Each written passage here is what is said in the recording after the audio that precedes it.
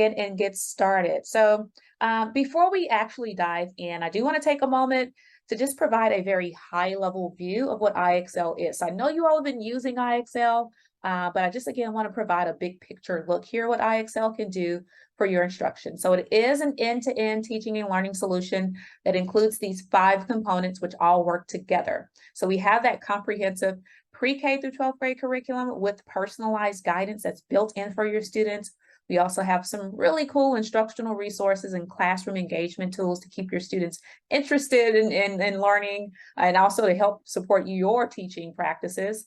A first of its kind assessment suite.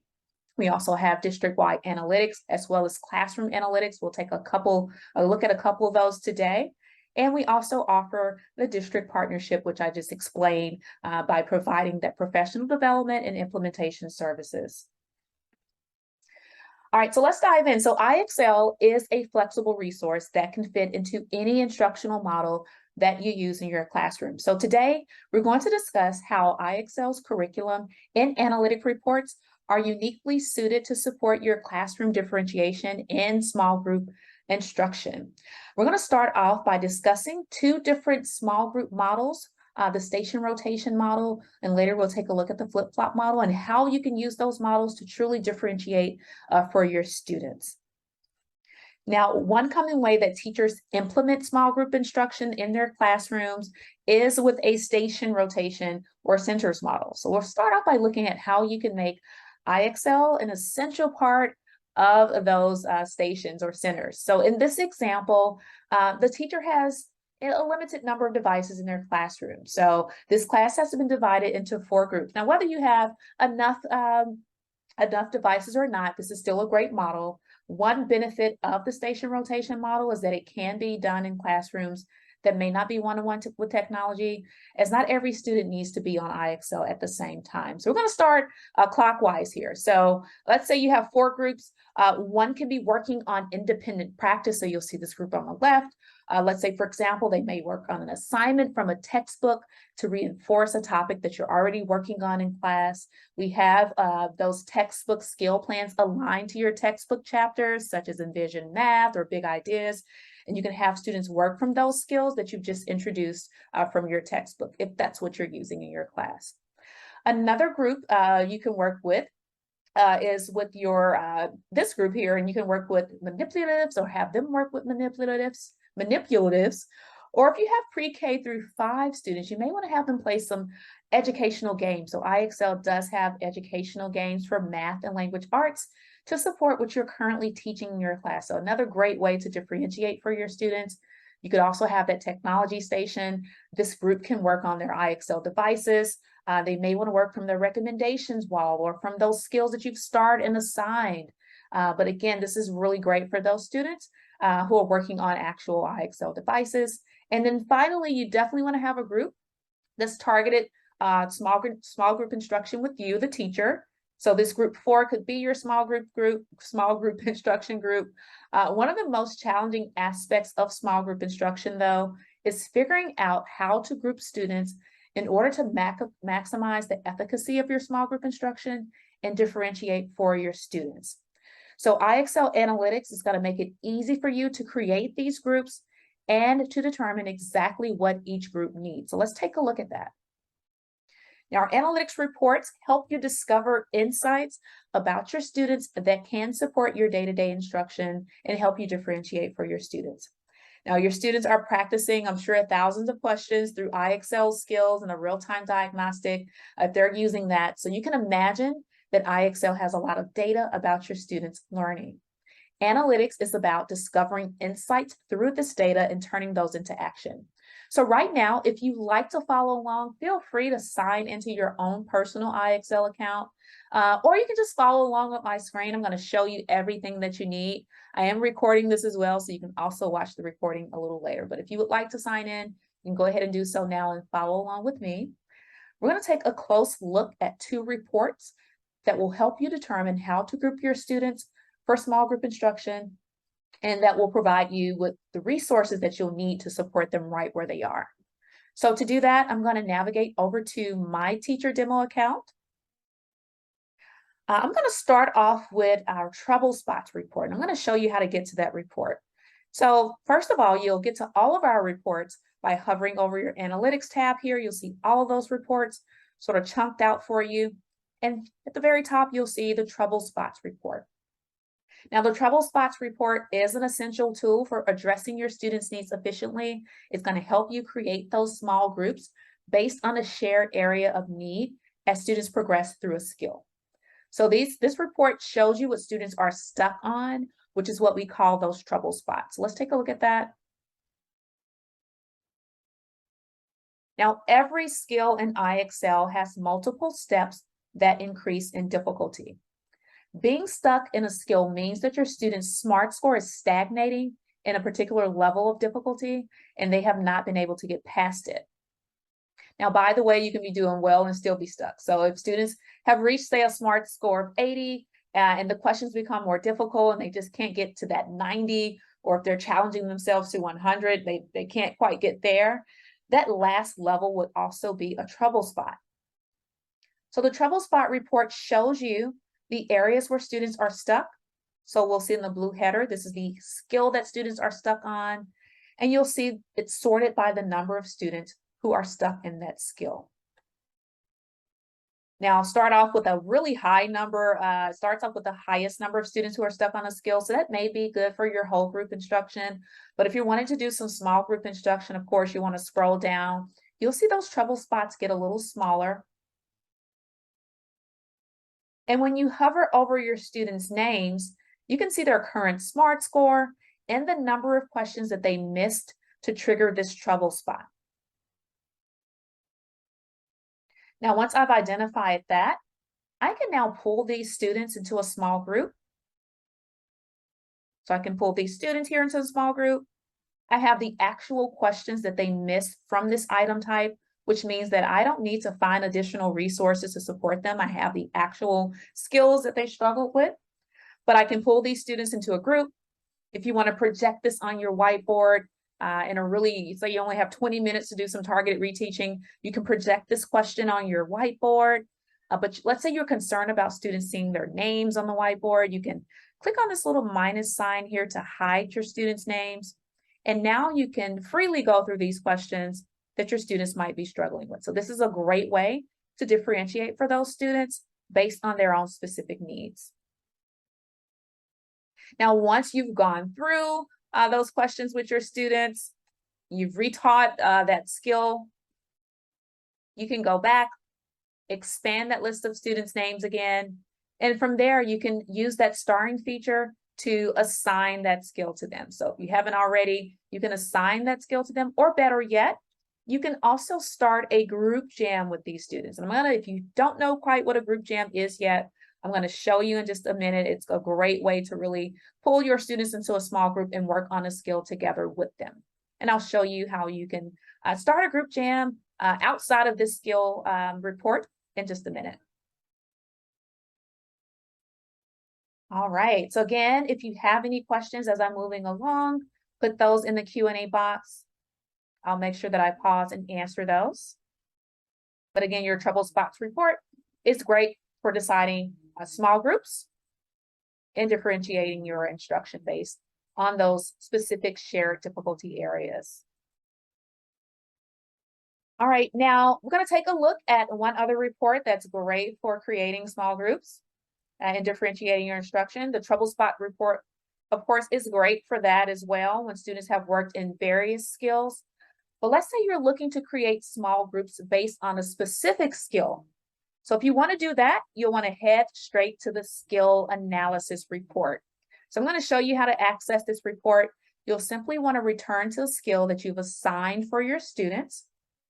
So I'm actually going to go back to my learning tab here. This is where I'll find all of my curriculum and skills. Let's say I want to assign a math skill to my students, or if I've assigned a math skill to my students, I want to see how they're doing on that skill. I'm going to hop into 5th grade, for example, here, because I know I've assigned a skill to my students from here. And you'll see lots of little green bar graphs here. So these green bar graphs indicates that I have data about my students' practice in a skill.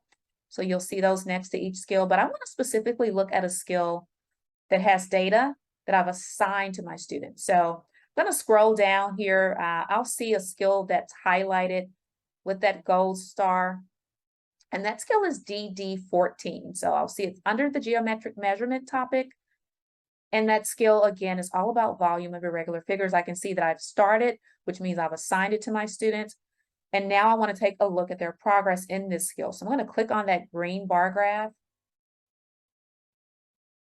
And the skill analysis report is really it's great for a deep dive into skills you've asked the whole class to work on.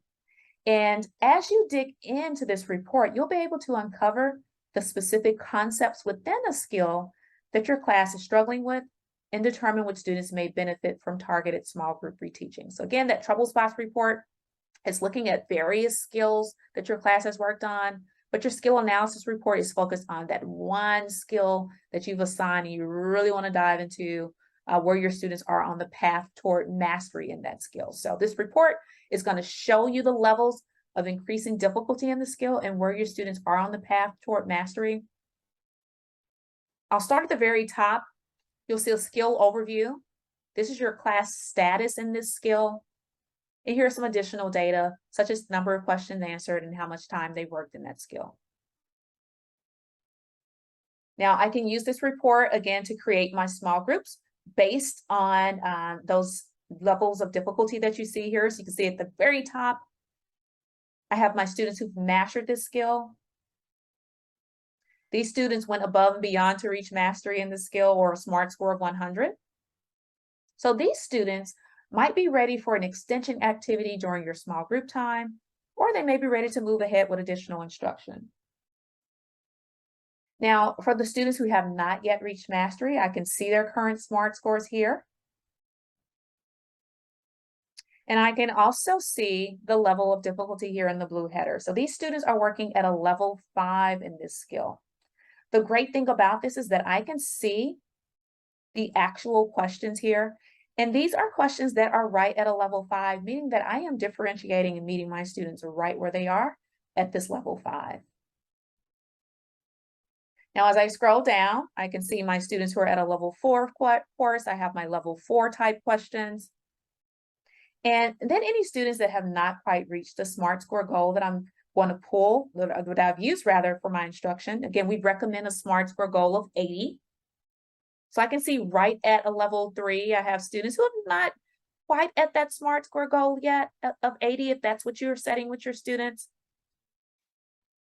So I can pull these students, since it's so many, I may want to pull them into a whole group, or if it's a smaller group, I can pull them into my station rotations, do a brief review and check for understanding before encouraging the students to continue their practice. Again, when I hover over my students' names, I can see the number of questions that they've answered, how much time they worked in that skill, and how many questions, and if they're at a trouble spot actually here. Now, of course, I have my level 2 students, and then my level 1 students are working at that lower level of difficulty. So this group may really need some targeted reteaching or a mini lesson for this skill. And when I mouse over the names again, I see that information. I want to talk about that trouble spot that I see here. So as a reminder, a trouble spot means that a student is stuck on a skill, right? So I can see that not only are these students missing questions at this level, but they're stuck at this level. They've answered the last 3 out of 5 questions incorrectly in this skill. Now I can also see that I have a student who's progressing. So that means that they're not quite at a trouble spot yet. They may have just started at this level, so I may want to keep an eye on them. They are progressing at this level, but if this changes over to a trouble spot, we know that that means that the student may be stuck at that level. And it's a great indication to pull them into a small group for a little additional support. All right. All right, and again, level 1 questions here for your students who are at a level 1 in that skill. All right, so we've looked at 2 reports, your trouble spot report and your skill analysis report. Again, I'm going to check that Q&A box to see if there are any questions. before we move on.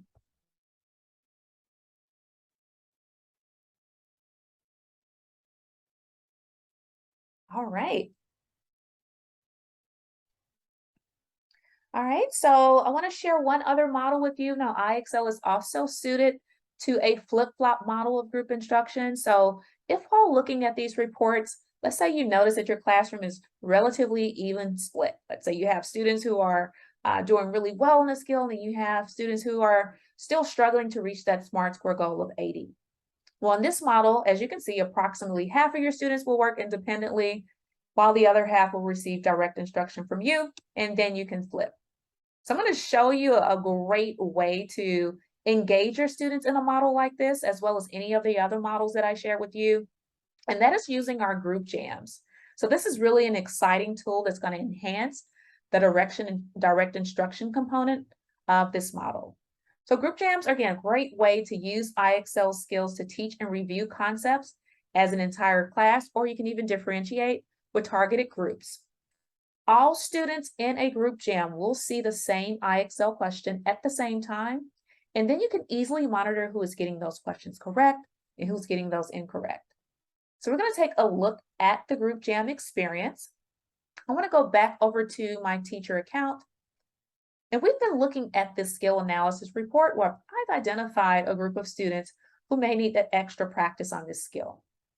So at the top of the skill analysis report, I can find the permanent skill ID.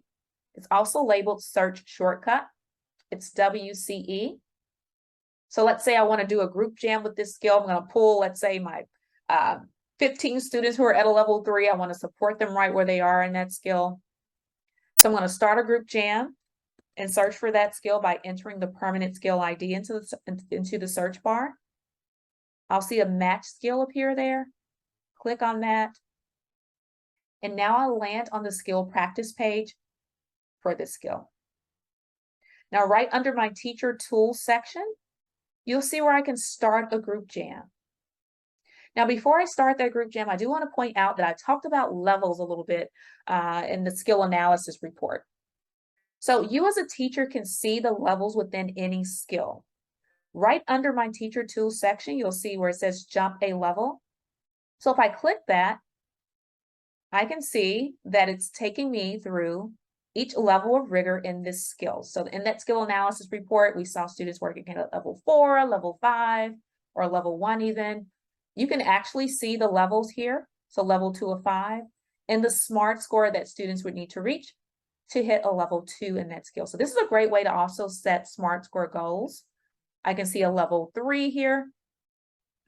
And level 4, I can see right at that level 4 is where they reach that SMART score goal around 80. So this really informs your instruction in the classroom. You may say, I know that this is about the peak of where I've stopped in teaching this lesson. They really can't go beyond this because I haven't taught it a higher level of rigor in this skill yet. So again, this is a great way to set those goals. And if you know your students are ready for a challenge because you have enhanced the rigor or increased the rigor in that skill in your instruction, then a 90 may be a good place, or 91 may be a good place to set that goal. I just wanted to point that out. You can see those levels there. But moving back to the group jam. So let's say, again, I want to work with a specific level or even my whole class. I can start a group jam right from here. And I've already selected a skill that I want to include in that group jam, but I can also add another skill if I wanted to do, say, a multi-skill review. In addition to that, we're talking about differentiation. So you can choose which students you want to invite. All students may not need support with this skill. So you may not need to invite all students. You may want to invite a specific class that you're teaching or a small group, or even individual students if you wanted to do some targeted reteaching. You just simply click on those students' names. For now, I'm going to invite everyone just to demo how this works.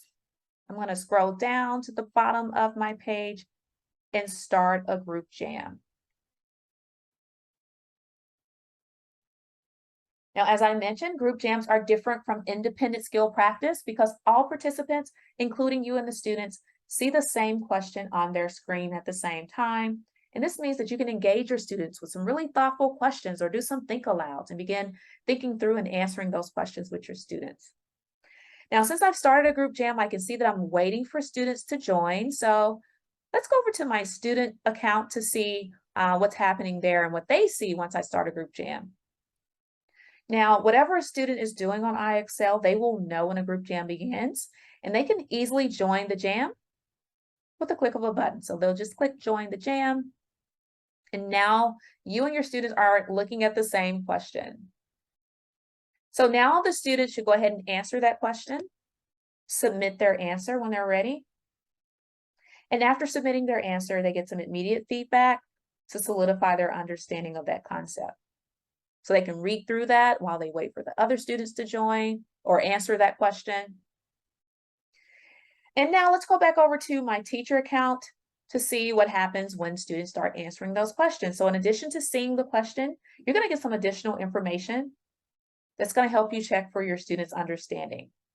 So your students' avatars appear and they update as they respond to the question. And you can hover over an avatar to see the student's name and the answer that they've submitted. And when you're ready, you can move your small group to review. So I'm going to move my class to review because everyone has answered. And review provides the opportunity for everyone to see and discuss the explanation together.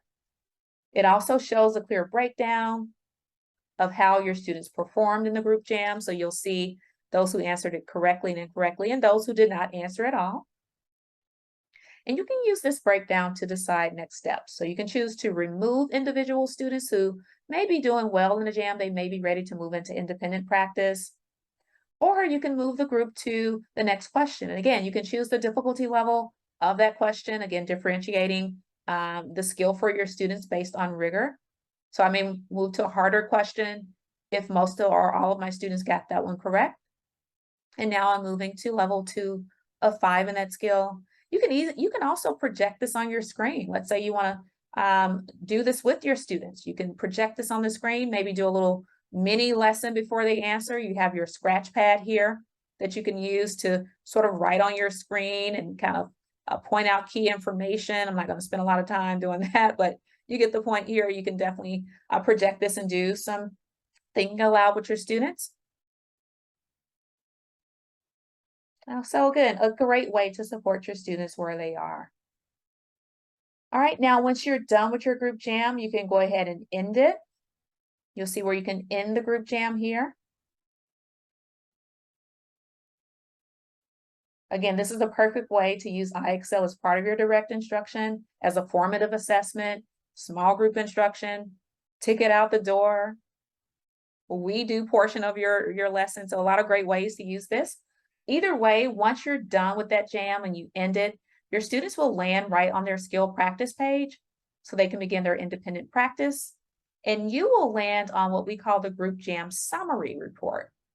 So let's take a look at, this is not as completed as what you'll see because I don't have a lot of students in my little fake account here, but this is a screenshot of what a group jam summary may look like after your class finishes a jam. And the summary analyzes the group's performance, including which students may have struggled and which students did well. You can see the student scores here, how many they got correct. You can also see that little exclamation mark there, meaning that these students may have struggled in that skill. So this is an indication to you that you may need to work with these students a bit more. And you can do that by definitely starting another group jam with those students. I'm not sure if you can see that, but you can create a new jam right from this page for students with lower scores. So now you're really targeting what they need. All right, if you click at the bottom of the page here where it says question review, sorry, I didn't mean to do that. If you click on that, you can see a list of which questions proved to be the most challenging for your students. So this is a question review. You see those highlighted next to the number where those questions that were a bit challenging for your students. All right, so that is your group jam. Again, a great way to support your students right where they are. And then before we wrap up, just wanted to share one little extra tidbit. You may have come to the Foundations 1 session in the past or a previous PD session. If you have, you may have seen the live classroom, a great way to support your students in the moment, monitor their progress while the rest of your class may be working on skills. You can monitor who's working in a live classroom right from your screen. So I don't have a live classroom actually happening right now, so I'm going to just very brief video here of how that live classroom works. And you'll see that you'll see where each student is in that skill practice here. So you'll see your student activity wall. You'll see their name here, the skill that they're working on, their current SMART score, the number of questions they've answered, and how they've answered the last 5 questions. You'll see green dashes for correct answers here, and then red dashes for incorrect answers. Most tiles will be white, which indicates that a student is making good progress in that skill. However, you may see that some tiles will turn pink as a student is practicing a skill. So for example, Leo's tile is pink. This indicates that a student has answered 3 or more of the last 5 questions. Incorrectly, you'll see that trouble spot little icon there. And if a student's tile is gray, that means that they are idle and they haven't answered any questions in the last few minutes. All right, now in addition to that, during a previous session, I described how to use the live classroom to send live messages to support your individual students. In addition to sending individual messages, you can also send a message to all active students at once. So right at the top of your student activity wall, you can type a custom message here to all your active students. You can use one of our pre-written messages and send that over to them. Students can react to your message. You'll see those reactions there. All right. So by now you're familiar with IXL's list of quick messages. You can also customize and save some of your own messages. So if you don't want to type, you use a message regularly and you don't want to type it each time. Sorry, didn't mean to do that. You can definitely type that message here, save it. You may want to communicate that SMART score goal to them, add it to your message list and pin it there. All right, so I just wanted to touch on that just as a quick review. We're going to go ahead and start wrapping up here. I want to save a couple of minutes in case there are any questions. I do want to recap that we've looked at how you can use IXL analytics to inform your small group instruction and differentiate based on where your students are in a skill. We looked at that trouble spot report, which is great for creating small groups when students have worked in various skills.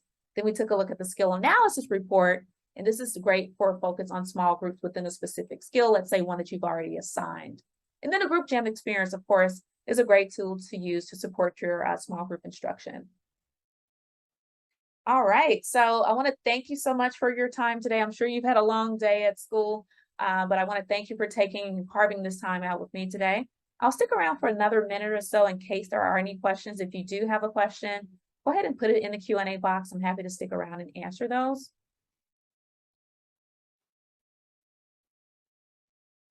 Yeah, so it says here, can you show again how to see what students are doing currently or live? Sure. All right, so I'm assuming you're referring to that live classroom. Just before I move on, I want to make sure that's what we're referring to. So just let me know if I am on the right track with that. So this is that live classroom. I'll show you how I got there. So let's start there. So your live classroom would be under your My IXL tab. You land here when you log in, and you'll see it's one of our engagement tools. You can click on Live Classroom from here. It'll take you to your live classroom. I use the video because I don't have actual students working right now, but your live classroom would actually show students working on a skill in IXL under your student activity wall. And this just gives you a color-coded view of what is going on with your students. So again, those students who are idle will have a gray towel, meaning that they haven't answered any questions for at least 3 to 5 minutes. Those who are struggling will have that pink towel. And then of course, as they're working on IXL, you can send them a message. I'm just going to kind of fast forward a little bit here. You can send them a message either to the whole group, as I showed you a moment ago, and you can also send messages to individual students. And so this is going to really allow you to really target your feedback to those individual students. We covered that a little bit more in one of those initial foundation sessions, but I'll show you really quickly here once my video speeds up a little bit. All right, so if you click on a student's tile where it says recent questions answered, it'll take you to their recent questions answered. You can sort of navigate through or scroll through their recent questions. And here at the very top, you can click on the airplane icon for that particular student. So if you notice that, hey, the student may be rushing, or you may want to tell them, don't forget to regroup, you can type here and type that, click here and type that written message there for them. But again, you can also toggle between each student to see how they're doing in that skill.